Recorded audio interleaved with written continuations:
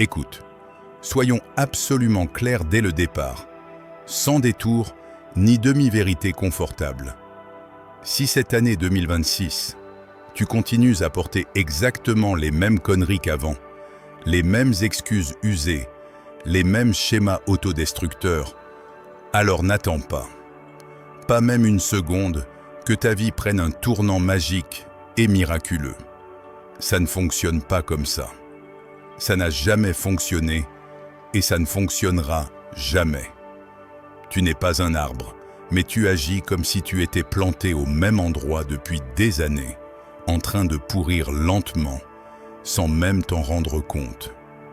Enraciné dans ta médiocrité confortable, dans tes habitudes toxiques, dans tes relations qui te drainent. Tu veux vraiment avancer dans la vie? Alors élimine, supprime, coupe. Aussi simple et brutal que ça. Parce que oui, il y a des choses, beaucoup de choses, qui sabotent constamment ton chemin, qui te freinent, qui t'empêchent d'atteindre ne serait-ce qu'une fraction de ton potentiel. Et le pire dans tout ça, c'est que tu le sais parfaitement. Tu en es pleinement conscient. Mais tu fais semblant de ne pas voir. Tu te comportes comme un idiot volontaire, espérant des résultats radicalement différents, tout en répétant exactement les mêmes erreurs pathétiques, encore et encore. La sagesse stoïcienne intemporelle. La philosophie stoïcienne l'a dit il y a des siècles, avec une clarté brutale, qui résonne encore aujourd'hui. Ne contrôle pas le monde extérieur, contrôle-toi toi-même. Et ce contrôle, cette maîtrise personnelle commence par couper impitoyablement, sans pitié ni sentimentalisme, tout ce qui te freine, tout ce qui te retient prisonnier de ta propre médiocrité. Reste jusqu'à la fin de cette présentation, parce que tu ne vas pas seulement découvrir quoi éliminer de ta vie, mais aussi comment commencer véritablement à construire l'existence que tu mérites réellement, pas celle que tu prétends vouloir sur les réseaux sociaux. Et je te préviens maintenant, certaines de ces vérités vont faire profondément mal. Elles vont piquer, elles vont blesser ton ego fragile. Mais c'est précisément là, dans cet inconfort intense et nécessaire, que commence le véritable changement transformateur. Mais avant de commencer ce voyage radical de transformation, si tu trouves ces idées utiles et puissantes, je t'encourage à soutenir ce travail, non pas pour moi, mais pour toi-même. Parce que lorsque tu t'engages, même symboliquement, tu déclares à l'univers et à toi-même « Je suis prêt pour le changement réel ». Alors commençons cette transformation profonde. 1. Mentalité de victime. Le poison mental qui te paralyse complètement. Il y a quelque chose qui ne rate jamais, qui est absolument prévisible dans le comportement humain médiocre. Quand les choses ne vont pas bien dans ta vie, quand tu n'obtiens pas les résultats que tu veux, quand tes objectifs s'effondrent, quand tes plans échouent, il apparaît toujours cette petite voix intérieure qui te murmure avec un ton de martyr professionnel parfaitement rodé. La vie est injuste envers moi, spécifiquement. Tout m'arrive toujours à moi. Si mon enfance avait été différente, si mes parents m'avaient mieux soutenu, si j'avais eu plus d'opportunités, et ma préférée absolue, ce n'est pas ma faute, c'est le monde entier qui est contre moi, qui conspire activement contre mon succès. Ça te sonne familier?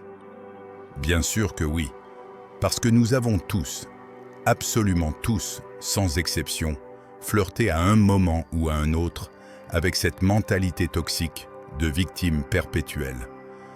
Mais il y a une différence monumentale, une distinction cruciale entre visiter brièvement cet état mental et décider de t'y installer définitivement, d'accrocher des tableaux au mur, de mettre des rideaux décoratifs et d'en faire ton identité principale, ta carte de visite existentielle. Le coût catastrophique de la victimisation chronique. Soyons brutalement clairs et honnêtes, sans anesthésie émotionnelle. Si tu continues à t'accrocher obstinément à cette façon pathétique de penser en 2026, si tu persistes dans ce rôle de victime éternelle, alors prépare-toi mentalement et émotionnellement. Ta vie ne va pas bouger d'un seul millimètre, pas un centimètre. Zéro progression. Parce que voici la vérité mathématique simple. Plus tu passes de temps à justifier méticuleusement tes échecs, à pointer du doigt des coupables externes, à te plaindre amèrement, comme si tu étais le protagoniste tragique d'une telenovela sans fin heureuse, possible, moins il te reste d'énergie vitale, moins il te reste de carburant mental et émotionnel pour faire ce qui compte vraiment, ce qui change réellement les choses. Agir, modifier, transformer, évoluer. Mais bon, ne t'inquiète pas trop, tu n'es absolument pas seul dans cette prison mentale autoconstruite. La société moderne est littéralement infestée, absolument saturée de victimes chroniques, professionnelles. Des personnes qui ont fait de la plainte constante leur langue officielle, leur mode de communication principale. Du passé traumatisant, leur excuse éternelle et immuable pour tout. Et des autres, toujours les autres, jamais eux-mêmes, leurs coupables favoris, leur bouc émissaire parfait pour chaque échec personnel. Et bien sûr, avec cette combinaison toxique parfaite, qui a vraiment besoin de responsabilité personnelle? Qui a besoin d'introspection honnête? Le mécanisme autodestructeur. Le schéma fonctionne à peu près comme ceci, avec une prévisibilité pathétique. Quelque chose tourne mal dans ta vie, et des choses tournent mal constamment pour tout le monde. C'est la nature même de l'existence humaine. Mais au lieu de te poser la question fondamentale, constructive, orientée vers les solutions, qu'est-ce que je peux faire concrètement pour améliorer cette situation? Quelle est ma part de responsabilité? Comment puis-je grandir à partir de ceci? Non. Au lieu de cette approche mature et productive, tu te lances immédiatement dans le classique, dans le cliché épuisé. Je suis comme ça parce que mes parents ne m'ont pas suffisamment soutenu dans mon enfance. Si mon patron n'était pas un tel idiot incompétent. Bien sûr, avec la malchance chronique que j'ai, qu'est-ce que tu veux que je fasse?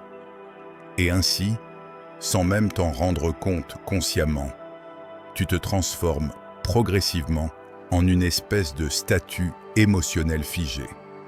Beaucoup de drames théâtrales intenses, beaucoup de gesticulations émotionnelles, mais absolument zéro mouvement réel, zéro progression tangible, zéro transformation véritable.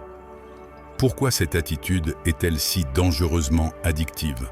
Maintenant, la question cruciale. Pourquoi exactement cette attitude est-elle si profondément, si catastrophiquement dangereuse pour ton développement personnel? La réponse est simple, mais troublante. Parce qu'elle est incroyablement, puissamment addictive. Être la victime perpétuelle te libère complètement de l'obligation d'agir, de la nécessité de prendre des risques, de l'inconfort de sortir de ta zone de confort putride. C'est confortable comme une couverture douce un dimanche matin pluvieux. C'est chaud, c'est rassurant dans sa familiarité toxique. Ça te permet de ne pas risquer l'échec parce que tu ne risques jamais rien. Ça te permet de ne pas échouer publiquement parce que tu n'essaies jamais vraiment. Ça te permet de ne pas grandir ni évoluer parce que la croissance est inconfortable et douloureuse. Mais voici ce que cette mentalité te vole silencieusement, insidieusement, ton pouvoir personnel, ta souveraineté sur ta propre existence. Quand tu blâmes obsessionnellement le passé que tu ne peux pas changer, ton environnement que tu ne peux pas complètement contrôlé, ou même le mauvais alignement des planètes et des étoiles. Tu es en train de remettre littéralement les clés de ta vie, le contrôle de ton destin, entre des mains étrangères qui ne se soucient absolument pas de ton bien-être. L'ironie tragique de la victimisation. Et voici le pire, la partie la plus tragiquement ironique de tout ce mécanisme autodestructeur. Après avoir volontairement abandonné tout ton pouvoir, après avoir remis le contrôle de ta vie à des forces externes, tu te plains ensuite amèrement que tu ne peux pas avancer, que tu es coincé, que tu es bloqué. C'est exactement comme s'asseoir sur le siège passager d'une voiture, regarder le conducteur avec ressentiment et frustration, et lui crier agressivement « Hé, on n'arrive nulle part. Pourquoi on ne bouge pas? Pourquoi ma destination n'apparaît pas ?»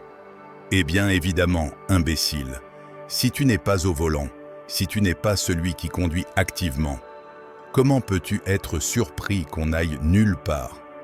Et ici vient le plus curieux, le plus fascinant psychologiquement.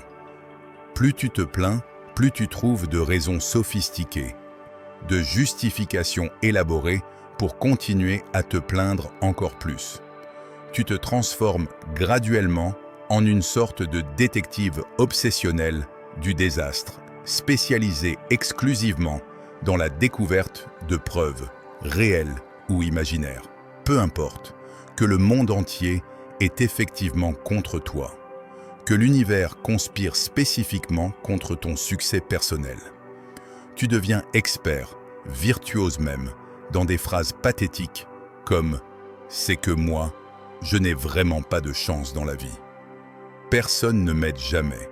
Je suis complètement seul. Je suis trop sensible et ce monde cruel et impitoyable ne comprend pas les gens comme moi. La vérité brutale sans anesthésie. Désolé de briser ta bulle confortable d'auto-apitoiement, mais non, absolument pas. Tu ne peux tout simplement pas construire une vie significative, épanouissante, réussie avec ce « c'est que » pathétique comme fondation. Cette mentalité toxique est l'équivalent exact de tenter de ramer furieusement avec des cuillères en plastique, fragiles, au milieu d'une tempête océanique violente. Tu ne vas littéralement nulle part. Tu ne fais que t'épuiser complètement. Et tu termines absolument trempé, submergé de frustration amère, de ressentiments toxiques, d'amertume corrosive. La sagesse stoïcienne sur la responsabilité. Les philosophes stoïciens, qui n'étaient précisément pas des personnes faibles, sentimentales ou naïves, mais des penseurs rigoureux, confrontés aux réalités les plus dures de l'existence humaine, l'avaient parfaitement compris et clairement articulé il y a plus de 2000 ans. Tu ne peux absolument pas contrôler ce qui t'arrive dans la vie. Les événements externes, les actions des autres, les circonstances du monde, tout cela est largement hors de ton contrôle direct. Mais tu peux toujours, dans chaque situation, sans exception, contrôler comment tu réagis, comment tu réponds, comment tu choisis d'interpréter et de répondre à ce qui se passe. Ce n'est pas seulement de la philosophie ancienne, poussiéreuse et déconnectée. C'est de la logique émotionnelle pure, directement applicable à ta vie aujourd'hui. Si tu arrêtes de rejeter constamment la faute à l'extérieur, si tu cesses de lancer des ballons dehors comme un politicien corrompu, évitant la responsabilité, et si tu commences enfin à regarder honnêtement vers l'intérieur, quelque chose de fondamental change dans ta psyché. Pas instantanément, pas magiquement comme dans un film Disney, mais ça change. Progressivement, cumulativement, profondément. Comment commencer cette transformation radicale? Alors comment exactement commences-tu ce processus de transformation? Comment brises-tu ce cycle vicieux de victimisation? La réponse est simple, mais brutalement inconfortable. En assumant, en acceptant, sans anesthésie émotionnelle, sans justification rassurante, sans excuses sophistiquées. En assumant que la grande majorité, pas tout, mais la grande majorité de ce qui te dérange aujourd'hui dans ta vie est le résultat direct de décisions que tu as prises consciemment ou inconsciemment. D'habitude, que tu maintiens jour après jour. De limites que tu n'as jamais osé établir avec les autres. Et oui, écoute-moi bien. Il est absolument possible, même probable, qu'il y ait des choses dans ton passé qui n'étaient objectivement pas ta faute. Des traumatismes d'enfance, des abus, des injustices réelles. Je ne nie pas l'existence de la souffrance réelle et légitime. Mais, et c'est un mais crucial, fondamental, le fait que quelque chose ne soit pas ta faute ne signifie absolument pas que ce n'est pas maintenant ta responsabilité de guérir, de surmonter, de transcender. La faute et la responsabilité sont deux concepts complètement différents. Responsabilité versus culpabilité. La responsabilité n'est pas synonyme de culpabilité autoflagellante. Il ne s'agit absolument pas de te battre émotionnellement, de te torturer psychologiquement ou de te transformer en ton propre juge le plus sévère et impitoyable. Il s'agit simplement de dire avec clarté et honnêteté « D'accord, voici où je suis actuellement. Voici ma situation présente. Ce n'est peut-être pas idéal. Ce n'est peut-être pas ce que je voulais. Mais c'est ce qui est. Alors maintenant, qu'est-ce que je vais faire concrètement avec cette réalité ? Parce que tant que tu continues à attendre passivement que le monde extérieur change miraculeusement pour s'adapter à tes désirs, tant que tu restes assis, immobile, à espérer un sauveur externe, je te préviens clairement, tu vas rester assis exactement au même endroit pendant toute ta vie. Des années vont passer, des décennies même, et tu seras toujours là, attendant, espérant, priant pour un changement qui ne viendra jamais de l'extérieur. Affronter la peur de la responsabilité totale. Et si cette idée de prendre totalement les rênes de ta vie te fait peur, si l'idée d'assumer une responsabilité complète pour ton existence te terrifie jusqu'à la moelle, alors pense attentivement à ceci. Quelle est vraiment l'alternative ? L'alternative concrète est de continuer indéfiniment en mode victime perpétuelle, attendant passivement, espérant désespérément que quelqu'un, n'importe qui, peu importe qui, vienne héroïquement te sauver de ta situation. Que quelqu'un d'autre résolve tes problèmes. Que quelqu'un d'autre prenne les décisions difficiles à ta place. Et tu sais quoi ? Cette personne providentielle ne vient jamais. Jamais. Personne n'a l'obligation morale, légale ou cosmique de te sauver de ta propre vie. Cette tâche monumentale est exclusive et totalement tienne.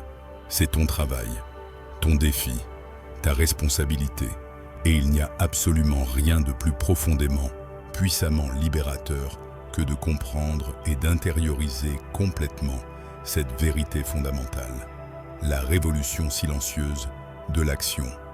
Arrêtez de te justifier constamment. Arrêtez de blâmer systématiquement tout le monde et tout.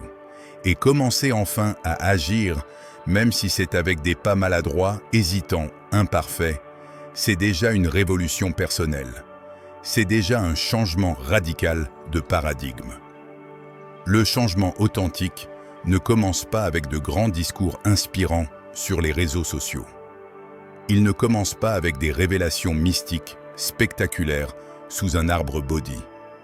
Il commence simplement, humblement, silencieusement, quand tu te regardes dans le miroir avec honnêteté brutale et que tu décides que peu importe combien ça va faire mal, et ça va faire très mal au début, tu ne vas plus jamais te raconter la même histoire victimisante pathétique que tu te répètes depuis des années ou des décennies. Le défi pour 2026. Alors si tu veux vraiment, sincèrement, authentiquement, que ta vie avance significativement en 2026, commence précisément par ceci. Renonce formellement, définitivement, à ton rôle confortable de victime éternelle. Arrête de vivre comme si tout arrivait spécifiquement à toi. Comme si l'univers avait une vendetta personnelle contre ton existence. Tu n'es pas le seul être humain sur cette planète avec des blessures émotionnelles. Tu n'es pas le seul avec un passé difficile ou traumatisant. Tu n'es pas le seul avec des cicatrices visibles et invisibles. Mais tu peux être parmi les rares, les très rares, qui malgré tout cela, malgré toutes les raisons légitimes de se plaindre, décident consciemment de continuer à avancer sans faire de la plainte chronique leur bannière identitaire, leur marque de fabrique existentielle. Au final, personne ne te doit une vie meilleure que celle que tu as actuellement. Personne n'est obligé de t'offrir le bonheur sur un plateau d'argent. Mais toi spécifiquement, tu te dois au minimum l'effort authentique, la tentative sincère. Tu te dois d'essayer véritablement. Le monde extérieur ne ruine pas ta vie activement. Il te donne simplement des excuses infinies, des justifications plausibles pour ne pas la réparer toi-même, pour ne pas prendre les responsabilités nécessaires. Alors voici la question qui va définir ton année entière. Est-ce que tu oses enfin arrêter de te raconter le même drame victimisant cette année?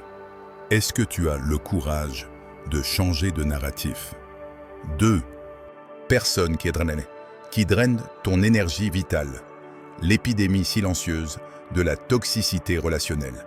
Il existe des choses dans la vie qui pèsent infiniment plus lourd qu'un sac à dos rempli de pierres, même si ces choses sont complètement invisibles à l'œil nu. Des personnes spécifiques, des environnements toxiques, des commentaires apparemment anodins, des amitiés de toute une vie qui, au lieu de te propulser vers le haut, vers ta meilleure version, te tirent constamment vers le bas, t'enfoncent progressivement dans la médiocrité et le désespoir. Et tu le sais, profondément, viscéralement, tu le sais. Tu le ressens dans ton corps physique comme une lourdeur, comme un poids énorme sur ta poitrine. Chaque fois que tu parles avec certaines personnes spécifiques, tu termines la conversation complètement épuisé, vidé de toute énergie vitale, comme si quelqu'un avait littéralement pressé ton âme comme une éponge mouillée jusqu'à la dernière goutte. Les signes révélateurs des vampires énergétiques.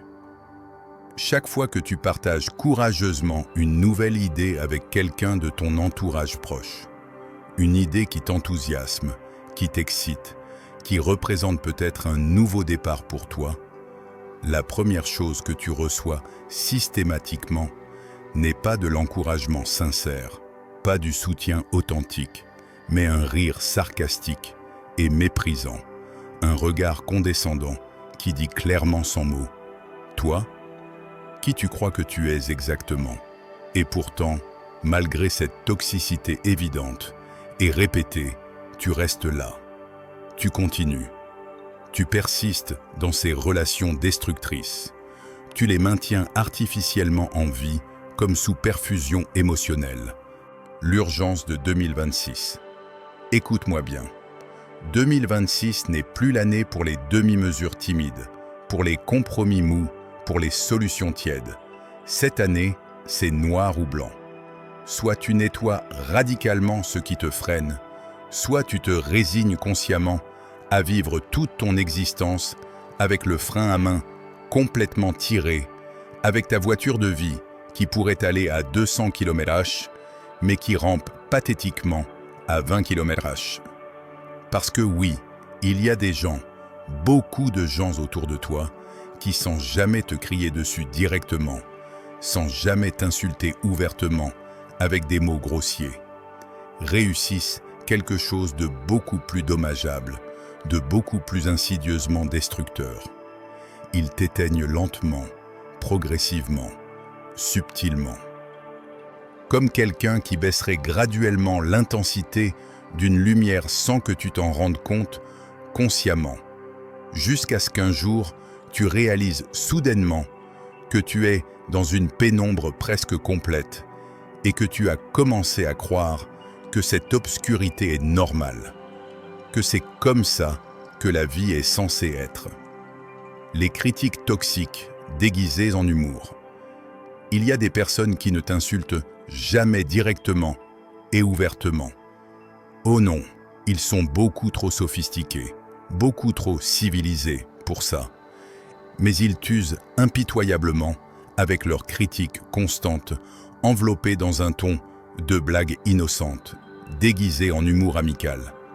Ils te disent, avec un sourire faussement bienveillant, que tu rêves beaucoup trop grand, que tu devrais baisser d'un cran, que tu devrais être plus réaliste, que tu ne devrais surtout pas essayer cette nouvelle chose, parce que tu sais bien comment tu es.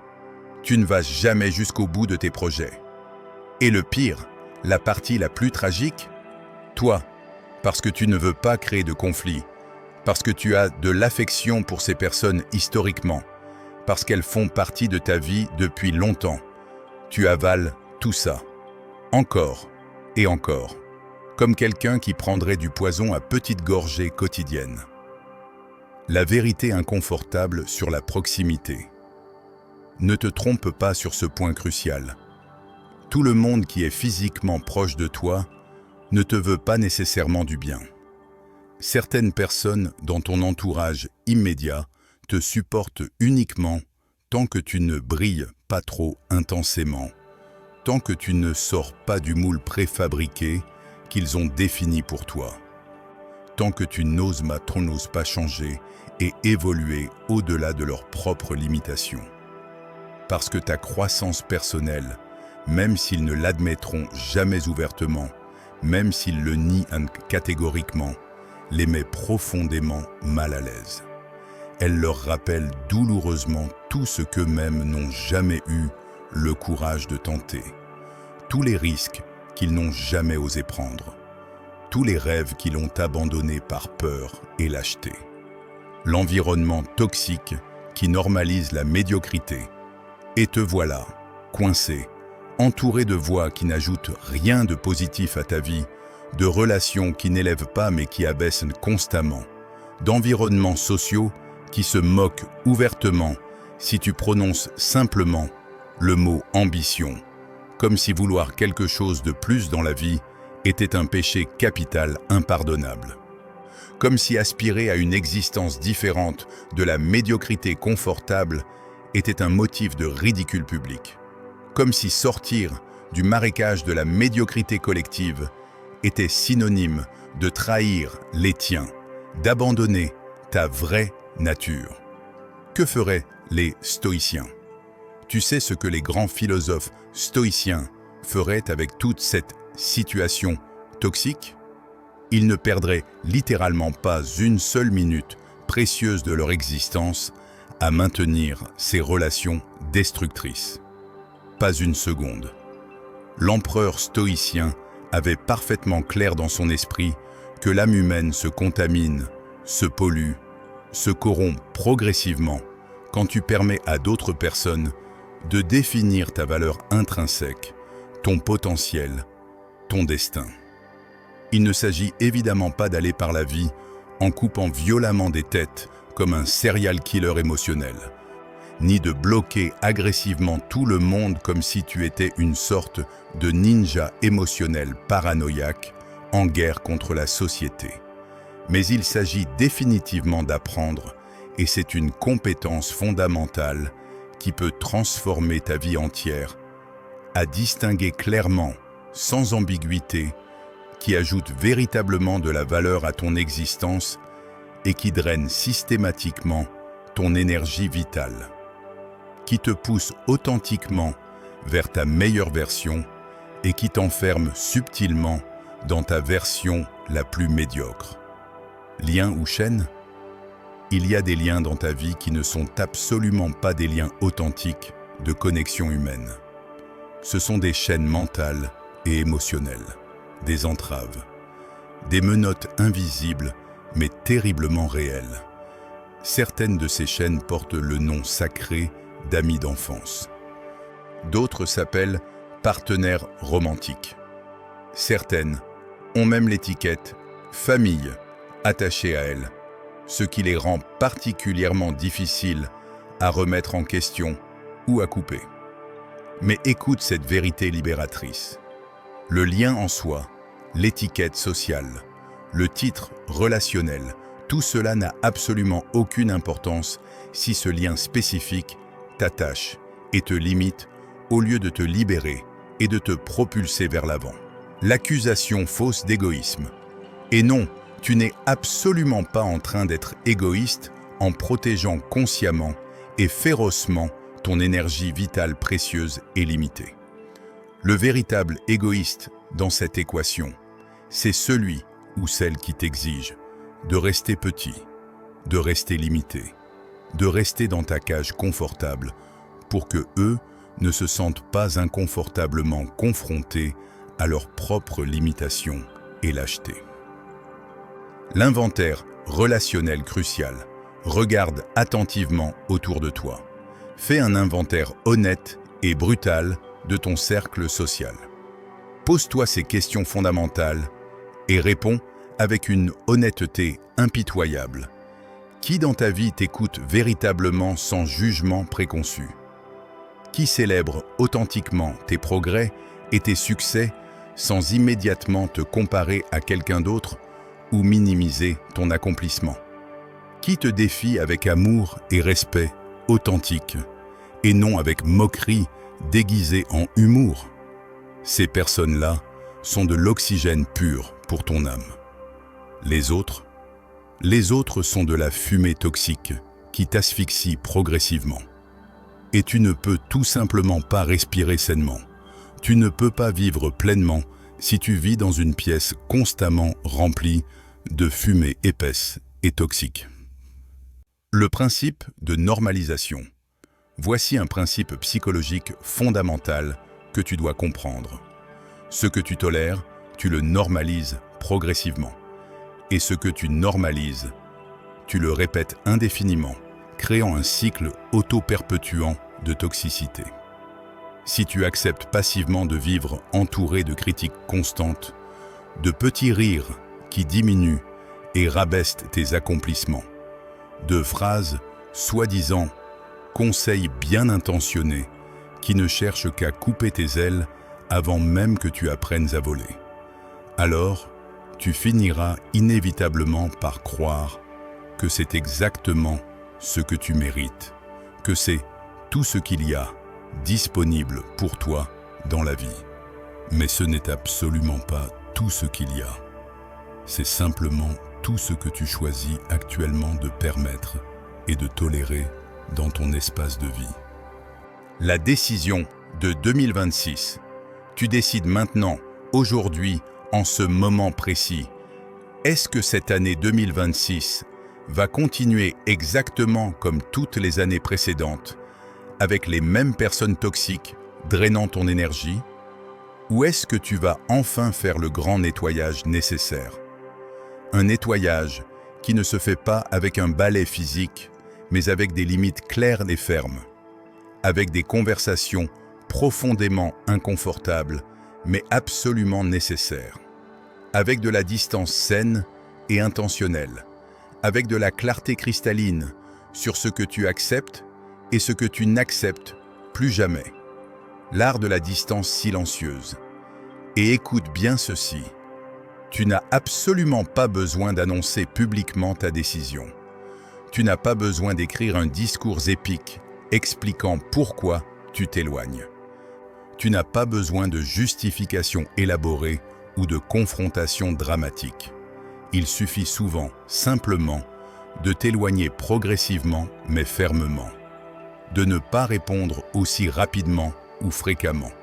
de ne pas partager aussi intimement tes projets, tes rêves, tes vulnérabilités, de ne pas accorder ta confiance aussi facilement à ceux qui ont déjà démontré à répétition qu'ils ne savent pas comment soutenir sainement ta croissance personnelle. La sagesse stoïcienne sur l'environnement. La philosophie stoïcienne n'enseigne absolument pas de vivre complètement isolé du monde comme un ermite misanthrope dans une grotte de montagne. Elle n'enseigne pas non plus de te transformer en pierre froide et insensible sans émotions humaines. Elle enseigne quelque chose de beaucoup plus nuancé et puissant. Maintenir ta paix intérieure, inébranlable, même au milieu du chaos et du bruit externe. Mais pour accomplir cela, pour atteindre cet état de sérénité intérieure, tu dois d'abord décider consciemment à quels bruits externes tu vas baisser radicalement le volume et lesquels tu vas complètement éteindre. L'accusation prévisible de changement. Et oui, prépare-toi mentalement. Certaines personnes vont inévitablement te dire que tu es en train de changer, que tu n'es plus le même, que tu étais plus accessible avant, plus humble avant, plus normal avant. Tu sais quoi? Parfait. Absolument parfait. Parce que normal, dans leur vocabulaire, signifie très souvent médiocre, limité, coincé dans la même boîte confortable que tout le monde. Et si grandir, évoluer, te transformer implique nécessairement de mettre mal à l'aise ceux qui se sentent confortables dans leur petitesse volontaire, dans leur stagnation choisie, alors qu'ils soient mal à l'aise. Ce n'est pas ton problème, c'est le leur. La métaphore botanique. Parfois, l'acte le plus courageux que tu puisses accomplir n'est pas de commencer quelque chose de spectaculairement nouveau et excitant, mais simplement de lâcher prise sur ce qui n'a déjà plus aucun sens, ce qui est déjà mort, mais que tu continues à arroser par habitude ou par peur. Parce qu'une plante ne peut absolument pas grandir sainement si elle est entourée de racines pourries et toxiques qui contaminent le sol. Et toi non plus. La déclaration finale. Cette année 2026 n'a pas besoin de plus d'excuses élaborées et sophistiquées. Elle a besoin de décisions claires et d'actions concrètes. Et l'une de ces décisions fondamentales est de choisir très consciemment et sélectivement avec qui tu vas partager ta précieuse énergie vitale. Parce que ce qui est en jeu ici n'est pas simplement une conversation occasionnelle, désagréable ou une relation de plusieurs années qui ne fonctionne plus bien. Ce qui est en jeu, c'est littéralement ta vie entière, la qualité de ton existence, ton potentiel non réalisé. Pas tout le monde qui t'entoure physiquement ne t'accompagne réellement dans ton voyage de croissance. Certains sont là uniquement, consciemment ou inconsciemment, pour s'assurer que tu n'avances pas trop loin, que tu ne réussis pas trop bien, que tu restes dans la médiocrité rassurante et familière. Alors voici la question qui pourrait changer ta vie. De qui as-tu besoin de te séparer définitivement pour enfin récupérer ta lumière intérieure, ton énergie vitale, ton potentiel authentique? 3. Habitude autodestructrice, le sabotage silencieux qui se déguise en confort.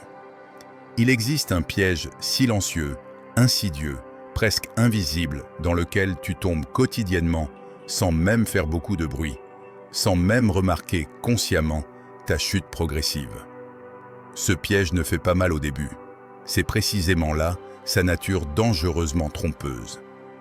En fait, il se déguise souvent habilement en plaisir mérité, en récompense bien gagnée, en ce fameux « je le mérite bien » après cette journée difficile. En ce « ce n'est rien, juste un jour de plus, je recommencerai demain ». Et puis, quand tu veux finalement te rendre compte de ce qui s'est passé, quand tu ouvres enfin les yeux sur ta réalité, ce « juste un jour de plus », s'est mystérieusement transformée en une année entière complète, puis en 2 années, puis en 5, puis en une décennie perdue. Bienvenue dans le cycle confortable de l'autodestruction. Bienvenue dans le cycle douillet et confortable des habitudes autodestructrices. C'est l'endroit précis, le territoire psychologique exact où la discipline meurt lentement d'asphyxie, où la motivation se cache honteusement dans les coins sombres, et où toi, oui, toi spécifiquement, tu répètes exactement les mêmes erreurs pathétiques comme si elles étaient devenues partie intégrante de ton identité fondamentale, comme si elles définissaient qui tu es au niveau le plus profond. Les sabotages déguisés en routine innocente. Tu le sais. Profondément, viscéralement, tu le sais. Il y a des routines dans ta vie quotidienne qui ne sont absolument pas des routines saines et productives. Ce sont des sabotages sophistiqués avec une excellente réputation publique, avec une façade respectable. Ouvrir les yeux le matin et rester allongé pendant 30 minutes complètes à fixer le plafond blanc comme un zombie parce que tu as besoin de temps pour te réveiller vraiment. Manger compulsivement par ennui pur plutôt que par faim réelle, remplissant un vide émotionnel avec de la nourriture. Dépenser de l'argent comme quelqu'un qui joue à un jeu excitant pour voir s'il arrive à la fin du mois avec l'adrénaline de la survie financière. Te perdre avec ton téléphone portable chaque fois que tu as un petit moment libre, ne serait-ce que 30 secondes d'attente. Et sortir de ce trou noir digital 1 heure complète plus tard, sans même pouvoir te rappeler consciemment ce que tu cherchais initialement. La question qui dérange. Et puis tu te demandes, perplexe et frustré, pourquoi est-ce que je sens que ma vie n'avance absolument pas? La réponse n'est pas cachée dans un grand trauma psychologique dramatique que tu devrais découvrir avec des années de thérapie coûteuse. Elle n'est pas non plus dans une malédiction générationnelle mystique transmise par tes ancêtres. La réponse est beaucoup plus simple, beaucoup plus banale, beaucoup plus proche. Elle est dans ces petites habitudes apparemment inoffensives que tu répètes mécaniquement chaque jour. Ces routines qui semblent parfaitement innocentes et anodines, mais qui peu à peu, goutte à goutte, érodent impitoyablement ta force mentale comme une goutte d'eau constante qui finit par briser même la pierre la plus dure. Mais dans ce cas précis, la pierre qui est en train d'être lentement détruite, fissurée, fragmentée, c'est toi. Et tu le permets activement. Le trio d'excuses pathétiques. Non, je n'ai vraiment pas le temps pour ça maintenant. Je commencerai sérieusement lundi prochain. C'est promis. Je suis comme ça depuis toujours. C'est ma nature. Je ne peux pas changer. Blablabla, bla bla, excuses vides, justifications creuses, rationalisation sophistiquée. Tu sais qui d'autre répétait exactement ces mêmes phrases usées jusqu'à la corde? Absolument tous ceux qui sont restés exactement où ils étaient il y a 5, 10, 20 ans. Tous ceux qui ont gaspillé leur potentiel en excellentes excuses, mais zéro action concrète. La sagesse stoïcienne sur le temps. L'un de ces philosophes stoïciens, brillants, qui ne perdait absolument pas son temps précieux avec des absurdités et des distractions inutiles, l'a dit avec une clarté cristalline qui résonne encore 2 millénaires plus tard. Ce n'est pas que nous ayons peu de temps dans la vie, c'est que nous en perdons énormément, que nous en gaspillons la majorité dans des activités sans valeur. Et regarde-toi honnêtement. Tu n'as pas besoin de continuer à lire compulsivement des livres de développement personnel qui tous disent fondamentalement la même chose.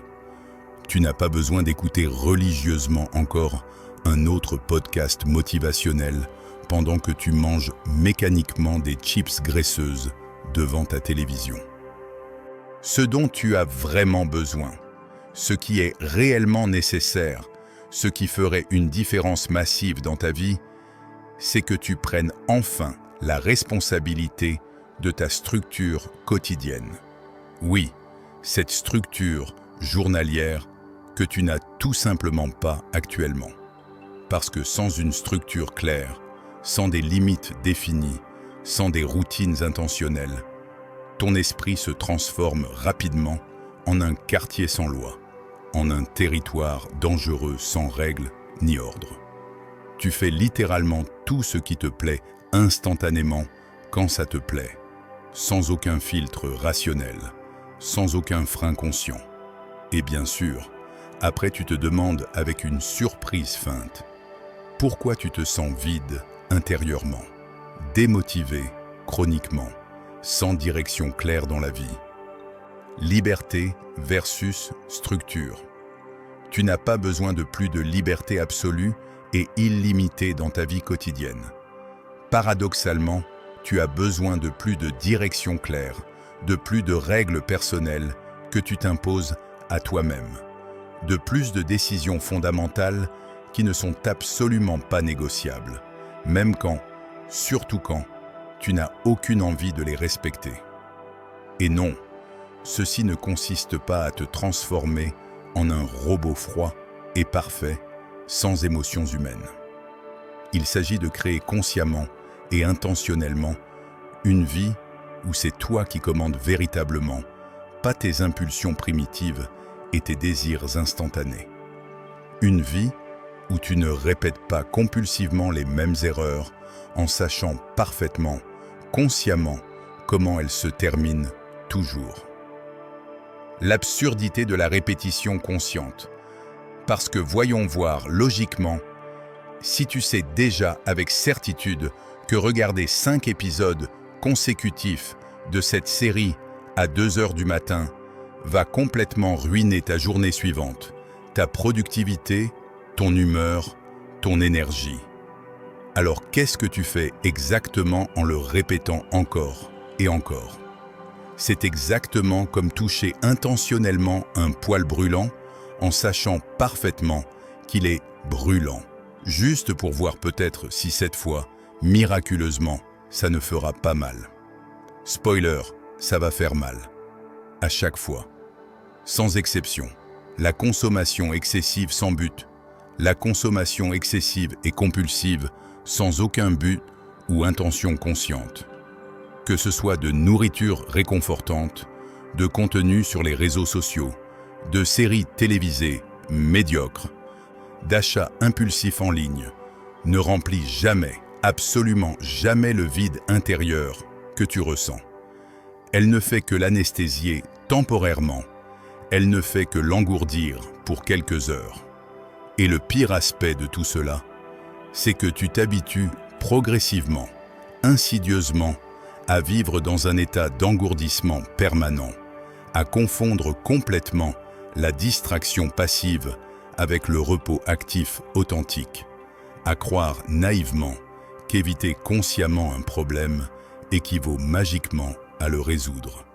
Mais le problème réel, il reste là, il t'attend patiemment, grandissant chaque jour un peu plus, devenant chaque jour un peu plus gênant, un peu plus impossible à ignorer. La discipline incomprise. Et la discipline, la discipline tant incomprise et mal aimée de notre époque moderne. On t'a fait croire qu'elle est une prison restrictive et oppressante, une cage dorée qui limite ta liberté et ta spontanéité naturelle. Mais c'est exactement l'opposé de la vérité. La discipline authentique est la seule porte véritable vers ta liberté réelle et durable. Parce qu'avec elle, avec cette capacité de te contraindre toi-même vers tes objectifs, même quand tu n'en as pas envie, tu peux littéralement construire absolument tout ce que tu veux, quand tu le veux vraiment. Sans elle, sans cette autocontrainte consciente et volontaire, tu ne fais que survivre péniblement, à peine, d'un jour à l'autre sans vraiment vivre. La question brutale.